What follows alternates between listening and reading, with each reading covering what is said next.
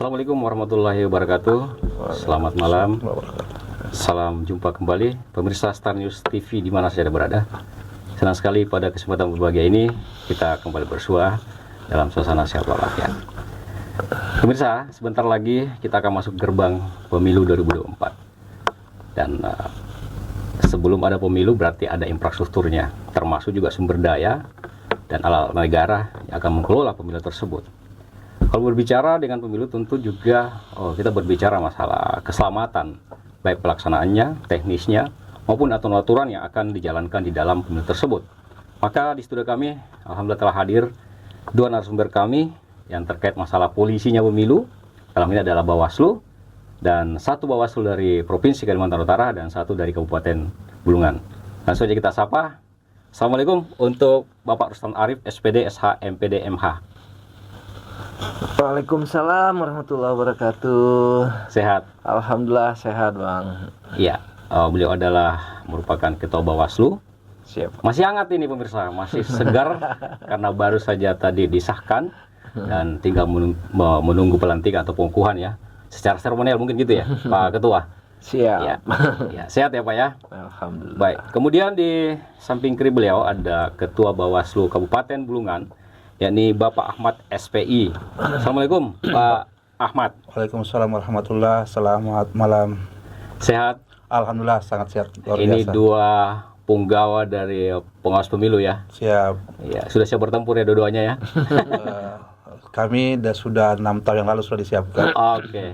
Ya, pemirsa sebentar kita berbincang tentang dua Bawaslu atau Badan Pengawas Pemilu yang nanti akan mengawasi jalannya pemilihan baik presiden, kepala daerah maupun DPRD untuk masing-masing baik Kalimantan Utara maupun kabupaten kota. Baik, sebelum kita masuki kita dulu ingin berkenalan nih dengan dua narasumber kita. Mungkin ada yang sudah kenal tapi lebih bagus tidak kenal maka tidak saya langsung aja. Pak Rustam Akif, ini lahir di mana dulu ini? Asli di mana dan lahir di mana ini? Jadi ceritanya ini kan apa ya, panjang itu Bang. Panjang ya? Jadi saya ini kan kelahirannya itu sebenarnya di daerah Sulawesi Selatan dulu ya. Tepatnya di mana? Kalau dulu di daerah Polmas namanya Polewali Mamasa. Kalau sekarang berubah udah ya? mekar dia udah jadi Berdiri sendiri ya? Sulawesi Barat gitu ya, dan bahkan kabupatennya juga dipecahkan tuh sekarang dari Polewali dengan Mamasa gitu kan. Kalau dulu sekolah besar tumbuh kembang.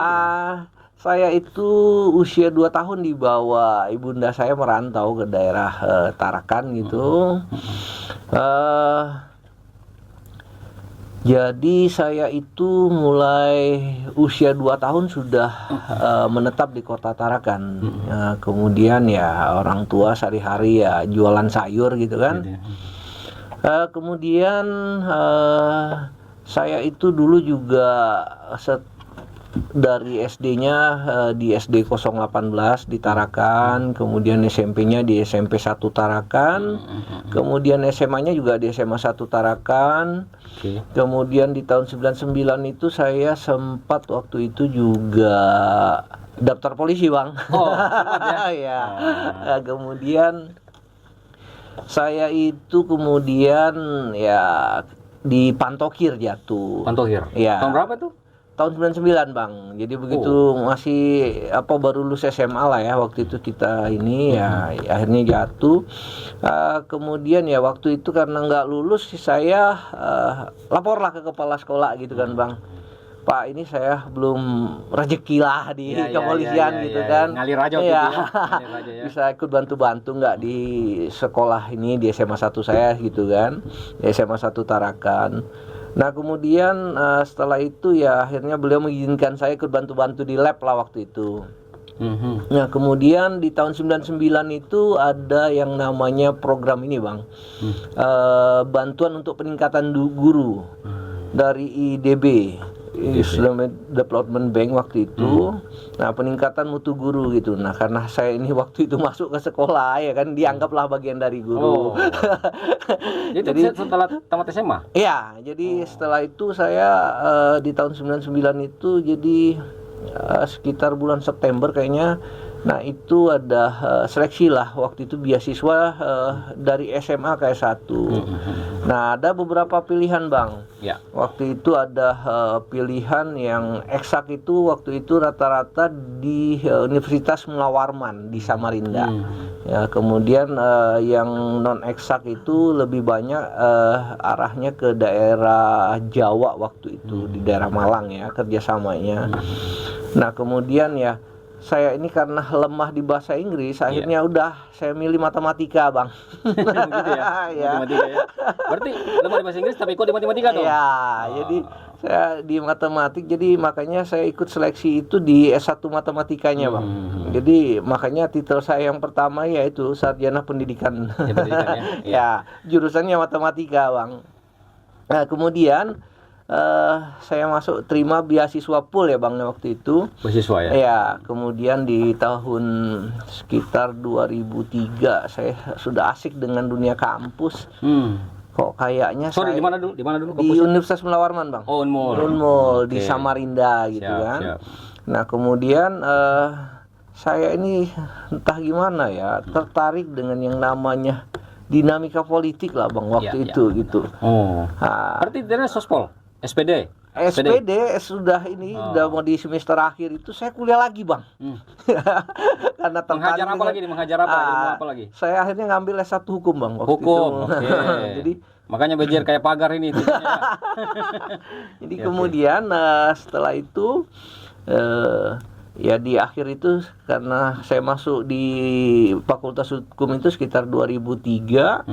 Nah, kemudian 2004 itu saya dipaksa orang tua untuk selesaikan dulu satu. Oh, jadi orang tua juga konsen dengan pendidikan terhadap anaknya ya. Ya, alhamdulillah sih beliau itu ya support lah, karena ya kita juga paham ya bahwa Ya.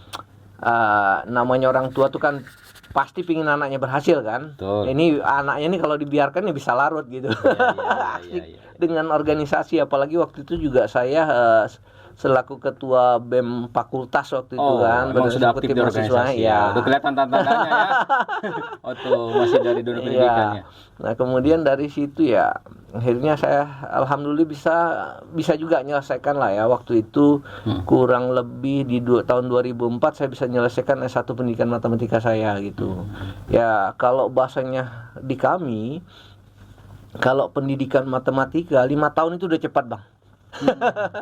Karena Matematika ya? memang rata-rata sih ini ya, dan itu juga ya saya bisa bareng juga dengan teman-teman yang pertama kali selesai lah dengan yang lain-lainnya gitu kan. Nanti lulusannya pertama kali bisa masuk di situ gitu kan. Iya.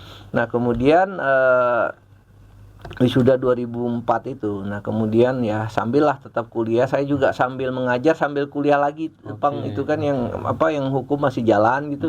Nah, saya sambil ngajar. Gitu. Itulah awalnya sehingga menjadi PNS ya.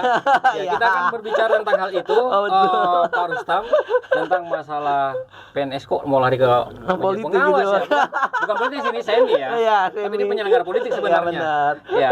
Tapi apakah juga memiliki kalau tadi Bung Rustam ini apa kelahiran memang dari Sulbar, Sulawesi Selatan dulu ya. Iya, Sekarang jadi Sulawesi Sulawesi Barat. Iya. Tapi tumbuh kembangnya pendidikannya berhasilnya di Tarakan. Tarakan. Ya. Nah, bagaimana dengan misalnya Pak Ahmad ini? Siap. Yang saya dengar tadi juga Malang Melintang dulu pernah pertama datang mendaratkan kakinya di Kalimantan Utara ini, tepatnya Tarakan mungkin ya. Iya. Dia bekerja sebagai petani tambak ya kalau nggak salah ya. Iya. Kemudian meningkat ke berbagai kegiatan-kegiatan lain sampai kepada kita juga menarik juga ini kenapa bisa langsung masih tertarik menjadi seorang penyelenggara pemilu atau politik. Iya. Bisa dijelaskan dulu. Oh iya. Ya.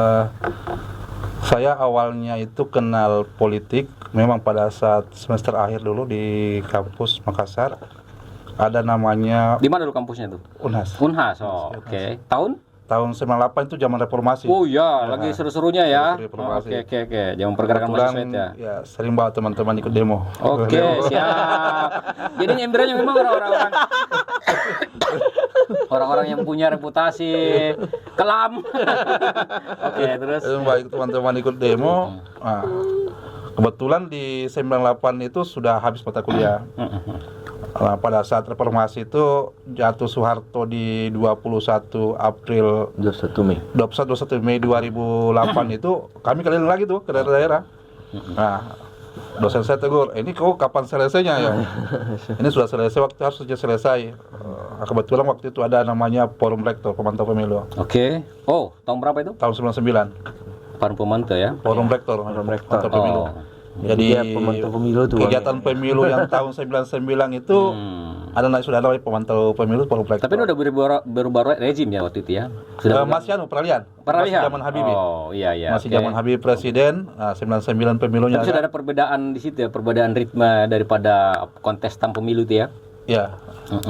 Nah, jadi saya itu forum pemantau pemilu itu dihitung KKN.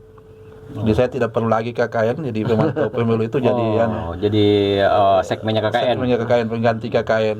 Nah, di selesai 2099 sempat di transmigrasi. Nah, ini lucu di transmigrasi ini. Di transmigrasi itu Itu di mana? Di Sulawesi Tengah. Oh, ke Sulteng dulu ya. Sulteng dulu. Oke. Sulawesi Tengah. Mengawas transmigrasi ternyata banyak sekali yang tidak sesuai dengan kata hati itu. Dulu waktu kita kuliah itu kita berantas KKN. Tapi begitu masuk di transmigrasi, oh sepertinya kita yang KKN kalau begini. Ada peralihan peralihan dinamika ya. Dinamika ya. Akhirnya Akhirnya cocok kata hati ini, walaupun fasilitasnya jadi luar memang biasa. aktivis dulu setiap hal-hal yang tidak sesuai dengan koridor itu bertentangan ya. Bertentangan. Karena memang jiwa aktivis gitu Iya, ya. aktivis ya. Jadi kadang kita baru-baru bilang jangan seperti itu, kita yang melakukan itu kan. Dan itu bertentangan nurani ya. Bertentangan dengan nurani. Akhirnya ya hijrah lah ke Tarakan. Oh, Tarakan, tapi ada tujuan nggak ke Tarakan tuh? Jalan-jalan. Oh, jalan-jalan aja. Iya. Karena waktu itu kan saya masih Tahun berapa tuh? Tahun 2001. Oke, jalan-jalan. Jalan-jalan. Apa yang pertama mendarat di situ, di pikiran di situ? Biasanya orang udah tiba di suatu tempat langsung mindsetnya, wah aku mau buat gini-gini. Oh, iya. Ada nggak planning Masuk Tarakan kulihat ini yang kaya ini orang-orang Sulawesi kulihat ini. Kayanya karena apa? Karena tambang. Oh, iya. Saya bilang saya mau jadi orang kaya, aku bilang ini juga kan. Nah, Kelola tambak lah. itu niat yang dari dalam dari itu ya. dalam ya. Begitu masuk sebulan itu sudah jadi bos ya, jadi bos. Luar biasa ya. Jadi ilmu di kampus diterapkan di masyarakat ternyata connect ya. Connect. Tinggal nyesuaiin aja. Nyesuaiin aja. Baik. Bu Rustam, ini kan masih hangat ya, masih hangat. Kita mau dengar ceritanya seperti apa nih kok bisa lolos menjadi ketua Bawaslu. Dan meskipun saya dengar kemarin sebelumnya itu udah pernah di KPU apa segala macam ya. Iya. Artinya jam terbang di sisi itu. Apakah faktor itu yang membuat mudah menjadi anggota Bawaslu bahkan menjadi ketua saat ini? Mungkin saya cerita gini dulu Bang ya, dasarnya kenapa saya tuh sampai lari ke penyelenggara pemilu ya. Oke, dari PNS kok ke pemilu gitu ya tadi ya. Jadi ketika saya di akhir itu kan saya pernah nanya ke orang tua ya. Dari orang tua itu kan saya tawarkan, saya bilang ke ibunda saya, Mak, saya ada beberapa pilihan. Saya ini punya 2 titel. Oke. Ya kan, saya bilang saya sarjana pendidikan matematika, saya sarjana hukum gitu kan. Banyak apa yang bisa saya ini gitu. Ya pilihan saya gitu saya bisa lari ke politik, saya bilang ya kan. Artinya menjadi anggota dewan dan seterusnya lah ya kan. Nah, kemudian saya bisa lari ke pengacara. Kemudian saya bisa lari ke ASN walaupun ya tahu sendirilah dengan kehidupan ya insya Allah cukup cuma seadanya. Tapi pada prinsipnya kan saya ingin cari yang lebih kan gitu. Tapi dari bunda saya nyatakan begini, kamu jadi PNS aja lah. Kalau kamu jadi yang lainnya ya nggak ini katanya ya. Dan sebagai anak yang berbakti diikuti tuh. Ya mau nggak mau Bang, iya kan. Nah kemudian dari situ ini jiwa ini pemberontak ini Bang. Ya, masih ada tersisa perjuangan aktivis dulu ya. Akhirnya pilihannya gini Bang, kita ini kan juga harus mengikuti orang tua kan. Tapi jiwa kita ini juga senang di politik. Oke. Kira-kira apa kira-kira yang bisa connect gitu. Ya kan. Akhirnya saya bilang ketika masuk penyelenggara pemilu sepertinya tuh bisa aman gitu, ASN-nya nggak hilang gitu. Ya itu awal mulanya tuh Bang mau jadi penyelenggara gitu kan. Ya akhirnya saya ini nanya izin ke orang tua lah.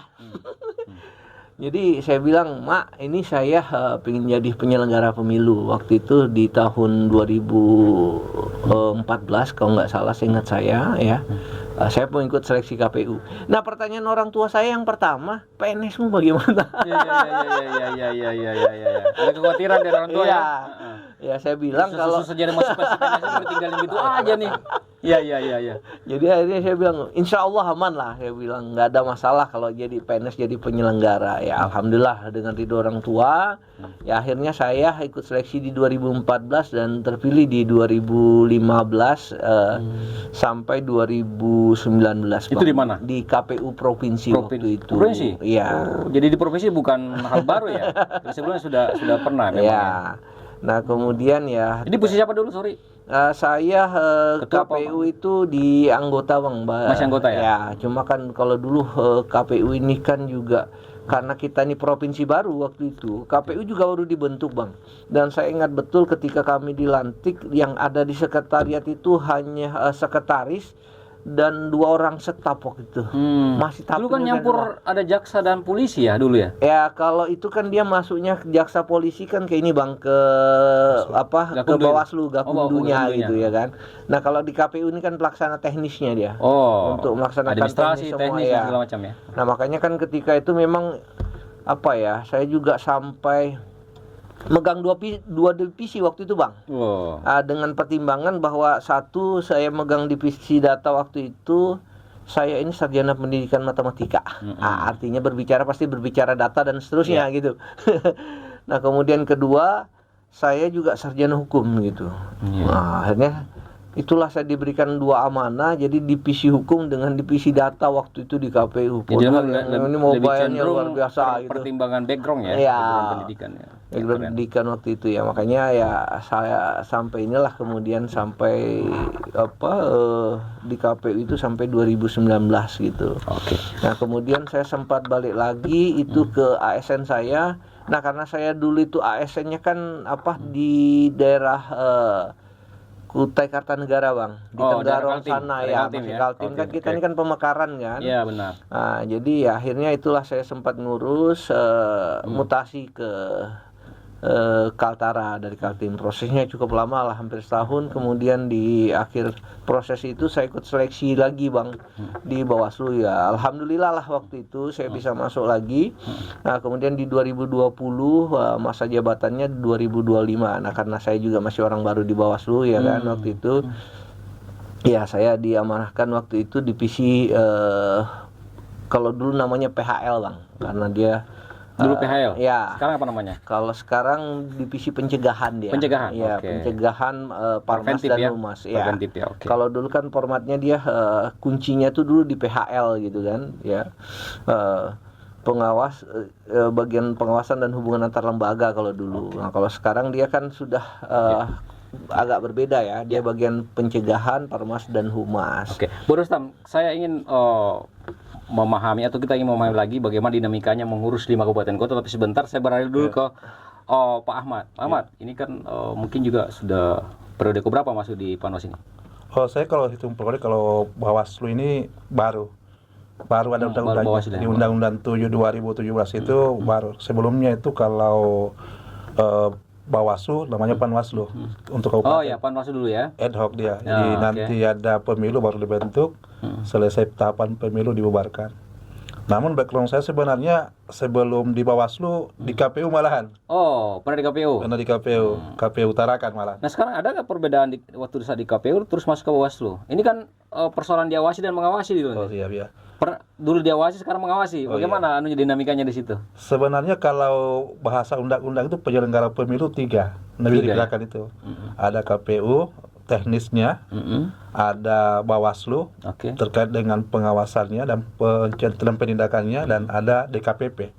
Ini satu kesatuan. DKPP itu apaan? Dewan Kehormatan Penyelenggara Pemilu. Oh, satu kesatuan ya? Satu kesatuan nih. Kalau seumpama KPU-nya bermasalah, Bawaslu-nya bermasalah, DKPP larangannya.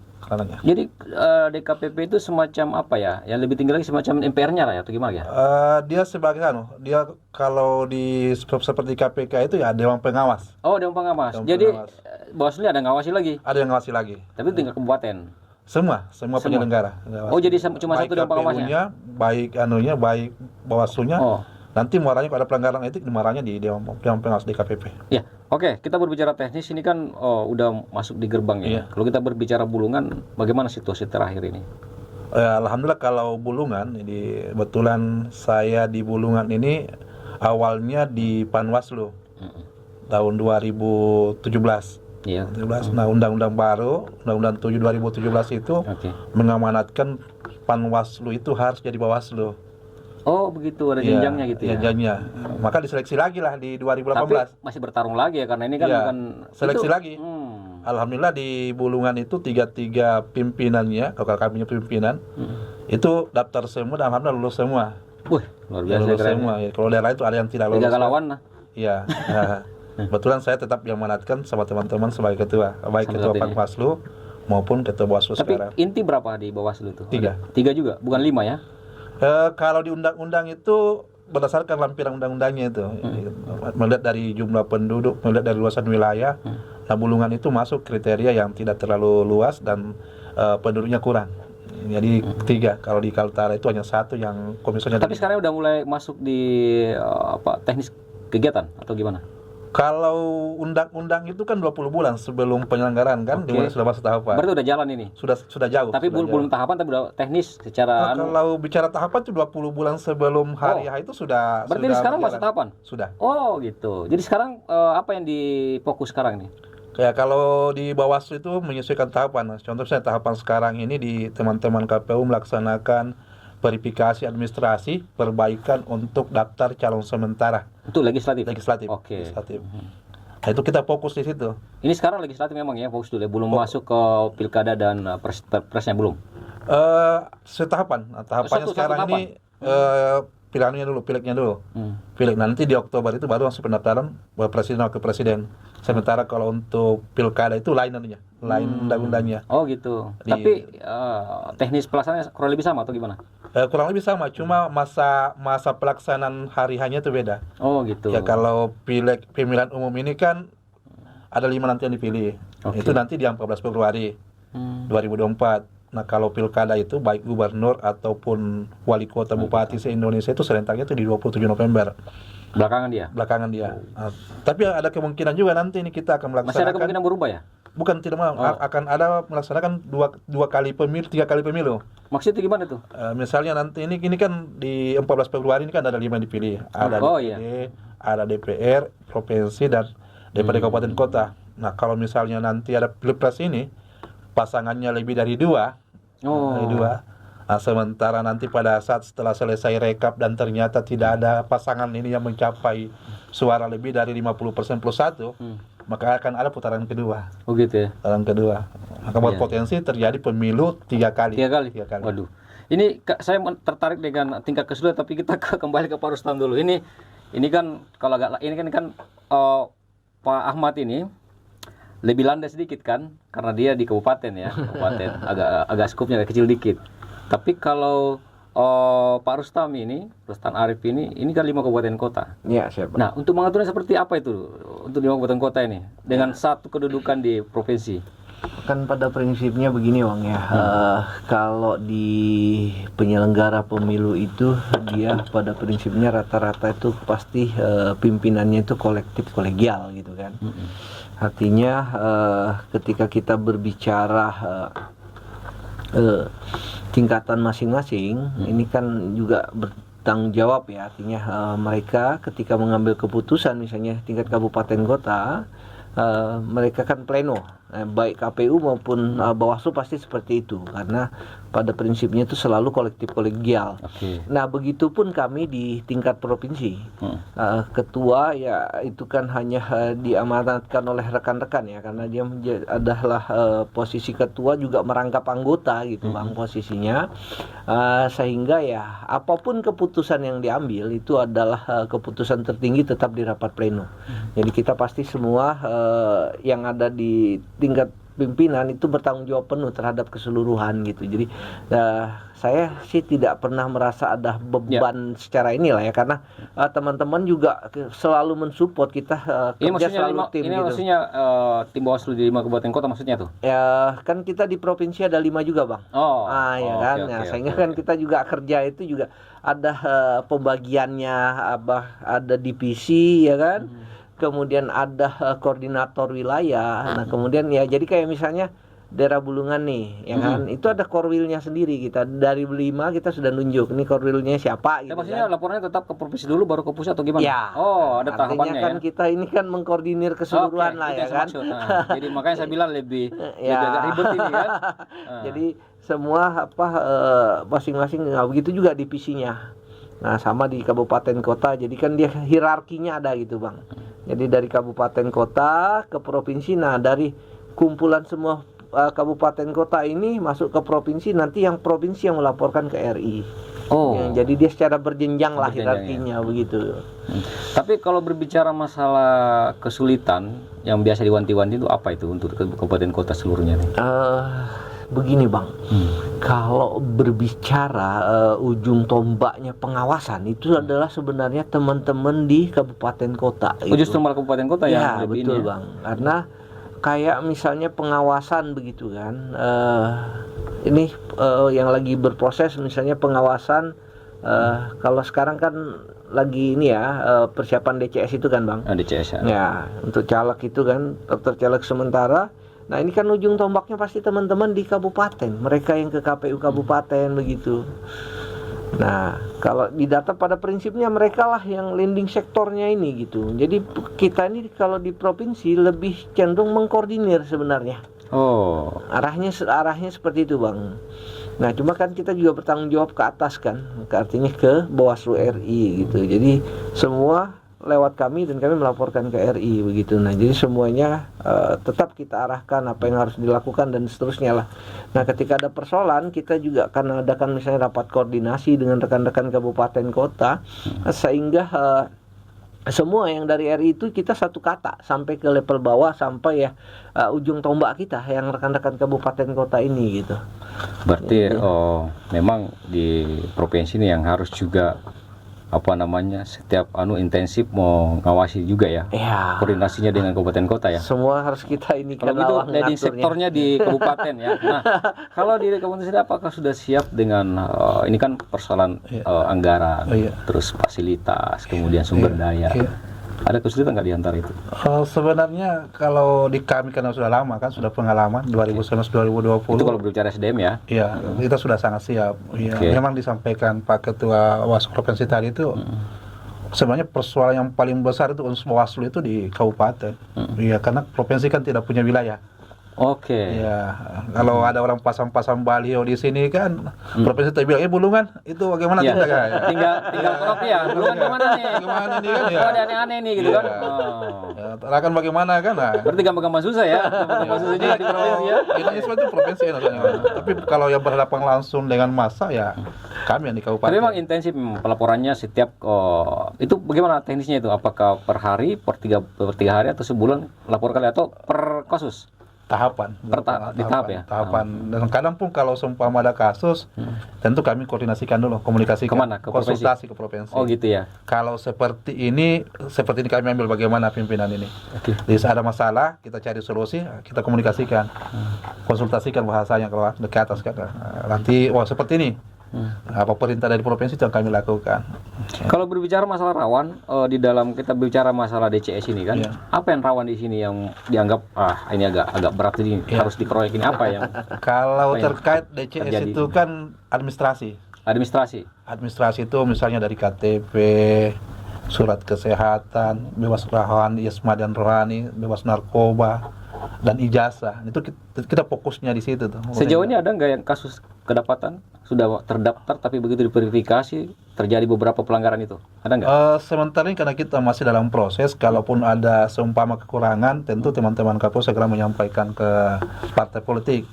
Karena kalau peserta pemilu itu kan partai politik, caleg itu bagian daripada partai politik. Ini masih kita dampingi teman-teman KPU. Biasanya kalau ada itu ya kita melihat ijazahnya ini kayaknya bermasalah ini kan, bermasalah. Ya, karena pengalaman di 2019 itu ada salah satu daerah di Kaltara itu yang sampai sudah ditetapkan sebagai orang terpilih, Lolos ya? lolos sebagai calon orang terpilih, ternyata jasanya bermasalah. Kok bisa ketahuan di belakangnya? Ya itulah karena ada laporan dari masyarakat. Oh, Laporan dari masyarakat. berarti lolos secara administrasi pendidikan, tapi ternyata laporan begitu dicek memang kebenaran cek ini masalah itu ya? Begitu diklarifikasi, dilaporkan di Gakum yang 9 singgung dari awal tadi itu, Oh, diproses, ternyata betul-betul ijazahnya bermasalah. terus menyelesaikan bagaimana dalam kurun waktu yang itu bisa menuntaskan itu? Nanti- Keputusannya dipecat, jadi atau dilanjutkan? Nanti dari provinsi yang Provinsi. Kalau gitu kita tanya provinsi. Kalau menghadapi kasus begitu, itu gimana ya? Kalau ada kasus-kasus seperti tadi, misalnya ada bermasalah, diputuskan seperti etapannya apa? Seperti apa? Apakah dia setelah dilantik atau sebelum? Karena itu pasti akan beda gitu kan.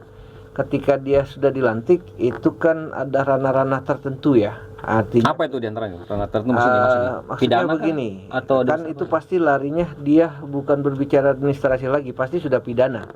Pemalsuan maksudnya gitu ya? Artinya arahnya kan pasti ke pemalsuan. Nah, rawan juga ya? sehingga ketika misalnya ini dia kan akan berurusan dengan kepolisian dan seterusnya ya. Artinya bukan di ranahnya kami gitu. Tapi kan biasanya yang bermain begini itu sejelek-jeleknya biasanya mereka ya buat kesepakatan. Nah, dia akan mengundurkan diri biasanya. Daripada dipidana ya? Ya, biasanya begitulah. Artinya itu di internal mereka lah gitu ya. Nah, karena kalau itu misalnya di tahapan kami, ketika misalnya belum dia sampai dilantik, ya kan? Kalau dia belum dilantik ya, kan kita ada Gakumdu tuh. Oh. Nah, kita ada dari Bawaslu sendiri, kemudian dari kepolisian, dan juga ada kejaksaan, dan kita sistem acara cepat gitu. Oh gitu ya? Ya, nanti kan akan kita misalnya verifikasi ya, nanti indikasinya apa larinya. Jadi kan? kasus-kasus pemilu itu banyak tertangani kasus seperti itu atau gimana? Ya, kalau kasus-kasusnya sih sebenarnya banyak secara administrasi itu, tapi kalau misalnya pemalsuan ya jarang kita temukan, Bang. Tapi kalau berbicara biasanya apa itu istilahnya sengketa itu jangan terjadi, kalau legislatif jarang terjadi sengketa ya? Ya kalau dia berbicara sengketa ini kan biasanya lebih cenderung antara penyelenggara dengan peserta. Oh, itu artinya yang terjadi? Antara KPU dengan dengan Si caleg. calegnya partai politiknya. Oh, partai politiknya. Ya. Itu sering terjadi itu ya? Ya, Biasanya ketika di mana itu anunya? Yang kasus biasa ditemukan di mana dia? beberapa hal misalnya, kadang misalnya ya ketika tahapan berlangsung misalnya partai politik merasa kebijakan atau dari ini kurang pas gitu kan. Ya, mereka akan melaporkan ke Bawaslu. Dan di Bawaslu gitu ada namanya divisi sengketa. Nah, itu biasanya antara ini kita mediasi. Ya, kalau contoh konkretnya kemarin itu ada calon DPD, Bang. Ya kan? Ya, mereka pada saat verifikasi faktual ya kan, ada beberapa hal yang menurut mereka itu kurang pas lah yang dilaksanakan oleh KPU gitu. Nah, ini kan ketika ada laporan dari mereka ya kita verifikasi dulu baik formil maupun material. Artinya jangan sampai bahwa yang lapor ini memang misalnya bukan calon peserta gitu kan. Nah, kita harus verifikasi dulu gitu kan. Artinya memang betul orang ini dia calon peserta dan seterusnya lah ya. Kemudian materialnya juga memang yang dipersoalkan itu memang ada di kewenangan Bawaslu misalnya. Nah, oke. Setelah itu memenuhi syarat, kita panggil kedua belah pihak.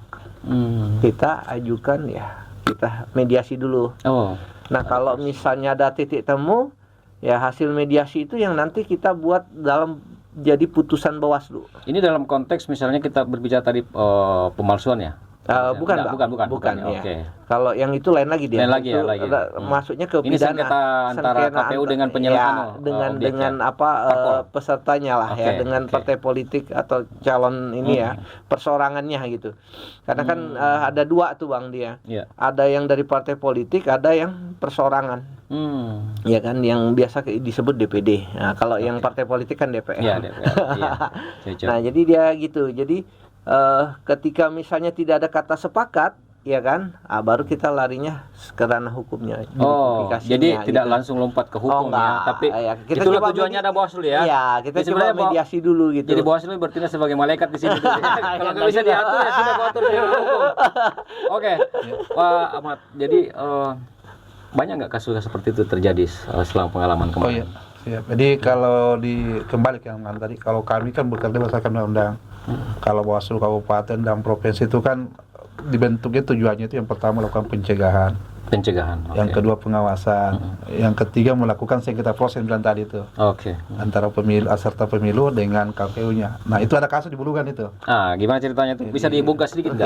Ya, di kemarin di pendaftaran penyampaian syarat dukungan untuk partai politik itu, untuk calonnya itu ternyata lambat disampaikan karena ada pengaruh di silon. Itu tidak masuk, sehingga partai politik tersebut tidak boleh mengajukan calonnya.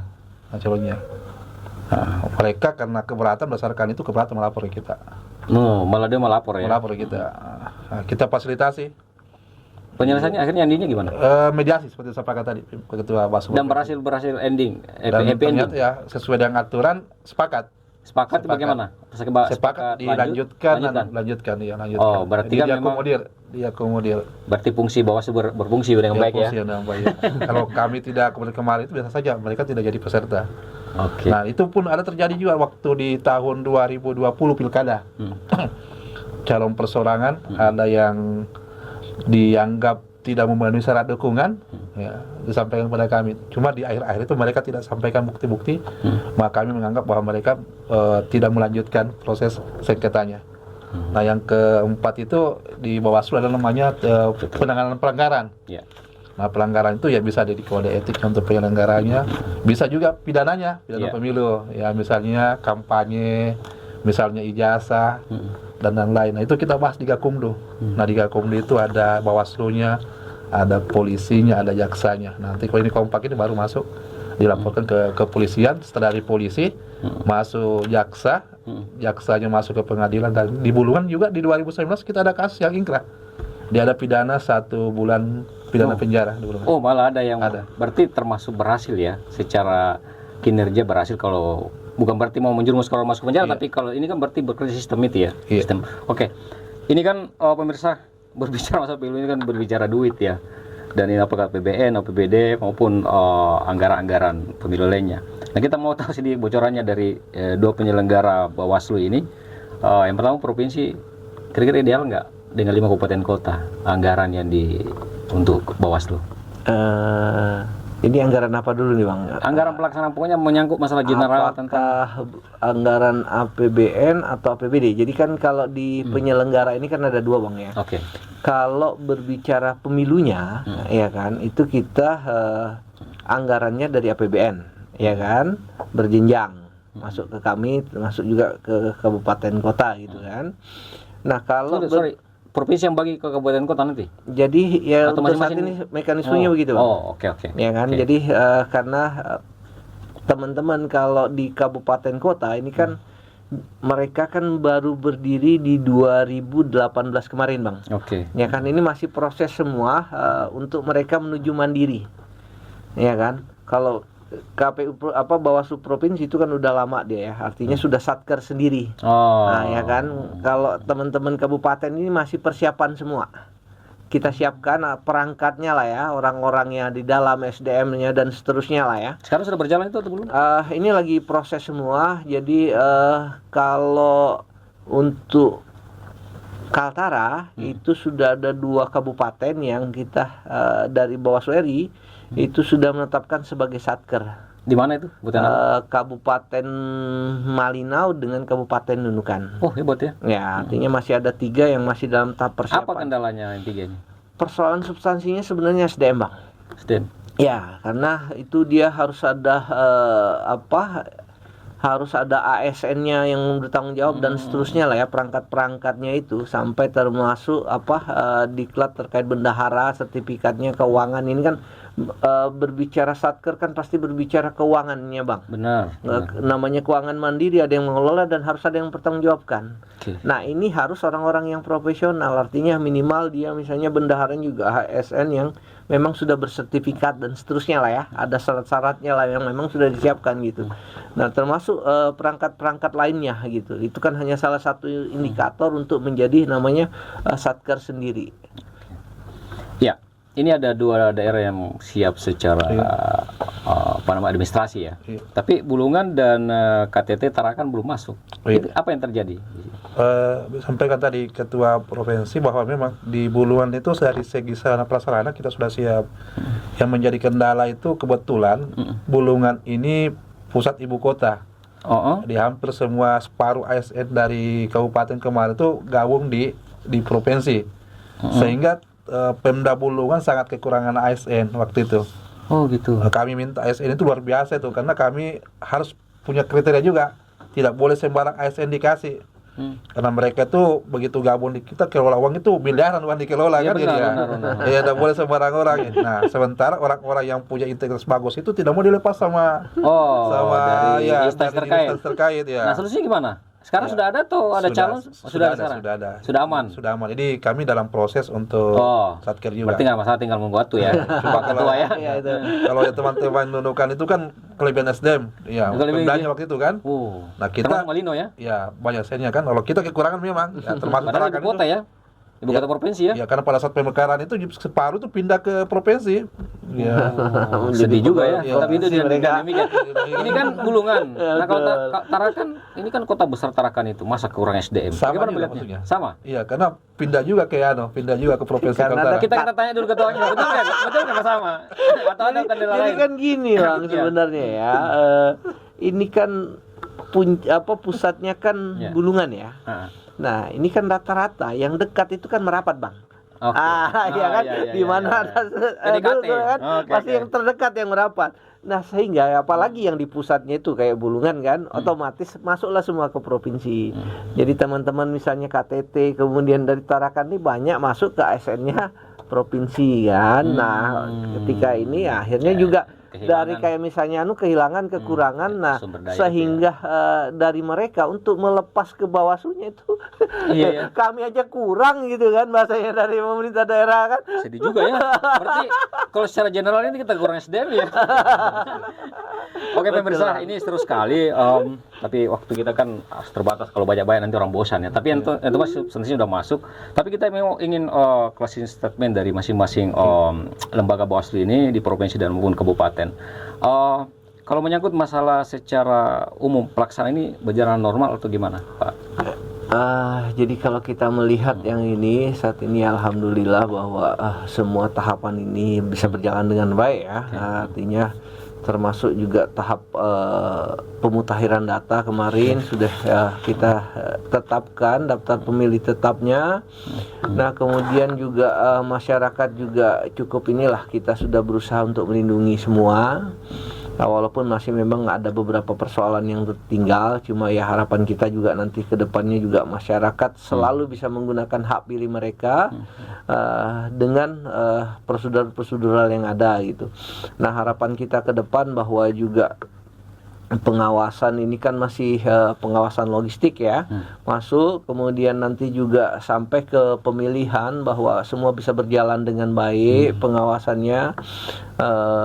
Jadi harapan kita juga nanti masyarakat, kemudian peserta pemilunya, partai politik dan para calegnya itu juga bisa mengikuti aturan main koridor gitu. Jadi kita ini juga tidak perlu lagi sampai kayak kalau bahasanya wasit itu kan main sempit fluid gitu kan ya, nggak perlulah sampai seperti itu.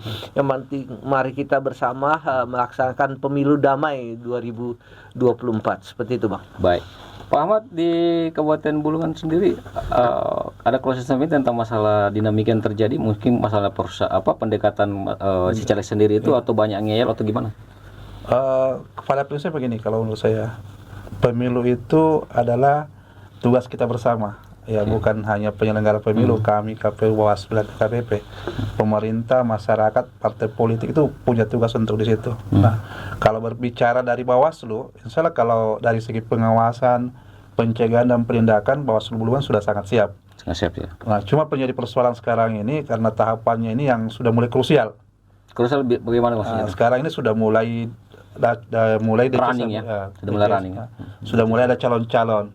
Tentu kalau calon-calon yang lama kan yang incumbent itu agak agak sudah mudah. dikenal. Nah, yang baru ini bagaimana caranya dikenal? Tentu melakukan sosialisasi. Nah, yang kita perlu khawatirkan di sini yang sampai sosialisasi itu masuk ke kampanye. Nah, ini yang sangat menarik sebenarnya nih.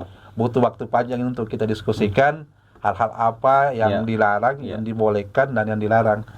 Tempat begitu baik tempatnya, baik penyelenggaranya, baik pelaksananya itu sangat benar sebenarnya untuk dibicarakan lebih lanjut. Karena kalau yang kami biasakan dari awal tadi ini baru ini. baru kulit-kulitnya. Belum masuk ke intinya ya. Belum masuk intinya. Karena butuh 3 jam bahasnya nih. Intinya itu di terakhir sebenarnya itu. Karena ya kalau berhubungan dengan pemilu tentu yang paling kita khawatirkan itu dua sebenarnya itu money politik dengan isu hoax sara, itu yang paling rawan ya. Paling rawan, bisa memicu konflik dan ya. segala macam ya. Ya bisa mempengaruhi baik keamanan, baik keterpilihan daripada calon tersebut. Tapi singkat aja bagaimana mengantisipasi itu jangan terjadi itulah. Kalau di kami sudah tersusun dari awal. Kami sudah melakukan MOU dengan beberapa lembaga, udah Mas. Ya, kami sudah melakukan beberapa sosialisasi, hampir sampai ke tingkat desa.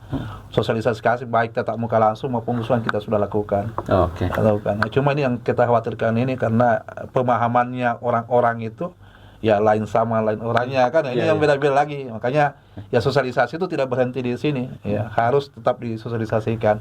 Nah, termasuk ini peran serta masyarakat. Karena ada catatan di kami dari sekian banyak penanganan pelanggaran yang kami tangani itu umumnya berasal daripada temuan kami, bukan dari laporan masyarakat. Nah, sementara kalau ada pelanggaran itu dari awal kita temukan, kita cegah, otomatis yang lain kan tidak berani. Nah, kalau dibiarkan justru yang lain akan melakukan hal yang sama. Ini yang menarik sebenarnya. Mungkin di sesi lain mungkin kita bisa bahas. Baik, iya. Pak Rustam, kelihatannya dia the next ketua KPU Bawaslu provinsi nanti nih, karena dia sangat membuka sekali. Cuma terakhir sekali, Pak Rustam, kalau melihat dari 5 kabupaten kota, Bawaslu mana yang anggap running paling bagus sejauh inilah sampai detik ini kita lihat, supaya bisa yang lainnya bisa mencontohin. Jadi gini Bang ya, kalau berbicara ini kan kabupaten kota pada prinsipnya sama gitu. Cuma kan memang tiap masing-masing kabupaten kota ini punya kelebihan dan inilah kekurangan masing-masing ya. Bahwa kayak misalnya Bulungan ada kelebihannya sendiri gitu ya. Kemudian juga Tarakan dan daerah-daerah lain lah. Jadi terkait misalnya kan kami juga ada semacam divisi gitu kan Bang ya. Kayak misalnya di pencegahannya, ini kan juga kita punya indikator masing-masing lah ya, misalnya pencegahannya. Nah, itu kan terkait pencegahan misalnya bagaimana ke masyarakat dan seterusnya lah ya. Nah, kemudian misalnya di humasnya itu seperti apa, jadi masing-masing ada penilaiannya lah ya. Kayak kemarin itu misalnya ketika Humas Award misalnya itu ada ya, ada juga semacam gitu ya. Jadi masing-masing divisi itu rata-rata ada gitu nah Bang. Jadi saya bingung kalau misalnya Abang nanya yang terbaik gitu kan. Karena masing-masing ini gitu karena dia ada divisinya gitu ya. Ya, jadi masing-masing ada ininya lah ya. Kayak misalnya ada yang penanganan pelanggarannya cukup baik gitu kan. Nah, kemudian ada yang pencegahannya cukup baik gitu kan. Nah, masing-masing lah mereka punya kelebihan gitu. Kemudian penanganan sengketanya yang lebih baik karena kan kayak kita juga ada penilaian misalnya terkait sengketa itu kita semacam yudikasi semu gitu ya. Jadi semacam peradilan semu gitu nah Bang. Nah, itu kan kita nilai bagaimana mereka berproses ketika misalnya menangani sengketa, mulai dari mediasi dan seterusnya, itu ada penilaian-penilaian kita gitu. Jadi ya masing-masing punya kelebihan dan kekurangan gitu lah Bang.